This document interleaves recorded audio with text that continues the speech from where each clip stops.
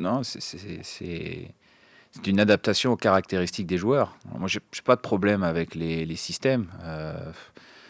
J'ai pas une longue carrière d'entraîneur encore, mais de ce que j'ai vécu depuis maintenant 3 ans et demi, on a gagné un titre à Rennes en 4-4-2, on a qualifié une équipe en Ligue des Champions en 4-3-3, et là on fait une saison remarquable en 3-5-2. Donc les systèmes, ça veut tout dire et rien dire.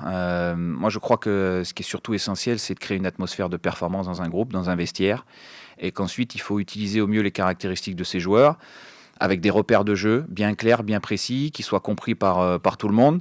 Et puis par moments, des adaptations aussi qui sont nécessaires, parce qu'en cours de match, on a été amené à changer certaines choses, à passer des fois à 3 attaquants, à enlever un défenseur central en cours de match pour mettre un joueur offensif encore supplémentaire. Je pense notamment au match de Montpellier, lorsque Montpellier a pris un carton rouge, on avait sorti un défenseur central et on était passé en 4-3-3.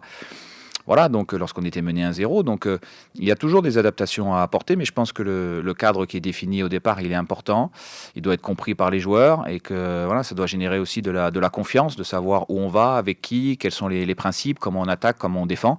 Et ensuite, on adapte toujours le système aux caractéristiques de nos joueurs. C'est quoi votre dispositif préféré? Très honnêtement, j'en ai pas.